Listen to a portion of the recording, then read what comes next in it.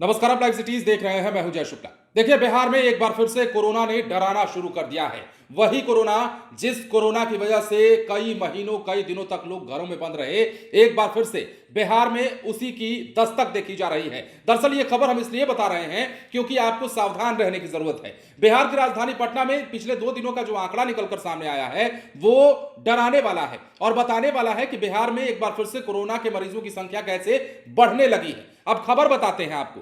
पिछले 2 दिनों में कोरोना के 22 संक्रमित मरीज पाए गए हैं। इनमें से 13 बुधवार को लिए गए सैंपल में पॉजिटिव आए, जबकि शेष 9 का सैंपल मंगलवार को लिया गया था। पिछले 50 दिनों में यह सबसे ज्यादा संक्रमितों की संख्या बताई जा रही है और इससे पहले 5 जनवरी को 3 संक्रमित मिले थे। सिविल सर्जन कार्यालय से मिली जानकारी के मुताबिक पिछले 2 दिनों में मिले संक्रमितों में से लगभग 85% यानी कि 16 पटना के आसपास के ग्रामीण इलाके के हैं। इनमें से 5 पालीगंज, 3 दनियामा, 2 दुल्हिन बाजार, 2 पटना, 1 सबलपुर, 1 दौलतपुर, 2 अथमल गोला के शामिल हैं। इसके अलावा आसपास के ग्रामीण इलाके के संक्रमित भी पाए गए हैं। अब सिविल सर्जन ने बताया है कि सभी को चिन्हित कर उनके संपर्क में आने वाले लोगों को सैंपल जांच के लिए गुरुवार को बुलाया जाएगा। सावधानी बरतने की अपील भी की गई है। सभी की जांच रिपोर्ट एम्स पटना से आई है। जिले में प्रतिदिन 1000 लोगों की कोरोना जांच हो रही है। इसकी शुरुआत 2 दिन पहले से हो गई है। इन 2 दिनों में इतने संक्रमित मरीज मिले हैं और इन्होंने लोगों से सावधानी बरतने के लिए भीड़ में मास्क पहनने की सलाह दी है।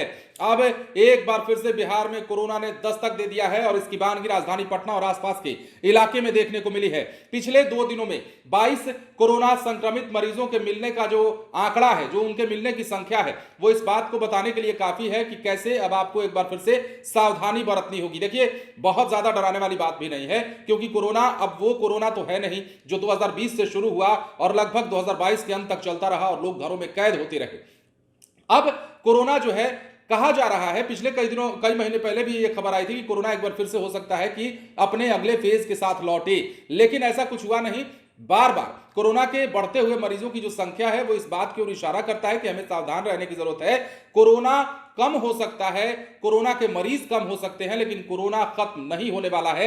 ये बात हम तब से कह रहे हैं जब से कोरोना का आगाज हुआ था और ये कोरोना रह रहकर लोगों को डराता हुआ नजर आ रहा है और इसकी बानगी राजधानी पटना और आसपास के इसके ग्रामीण इलाकों में देखने को मिली है, जहां से पिछले 2 दिनों के आंकड़ों के मुताबिक 22 संक्रमित मरीज पाए गए हैं और इनके संपर्क में आने वालों की सूची खंगाली जा रही है। इसके साथ ही जो डॉक्टर्स हैं, जो सिविल सर्जन हैं, उन्होंने अपील की है कि आप सावधानी बरतिए।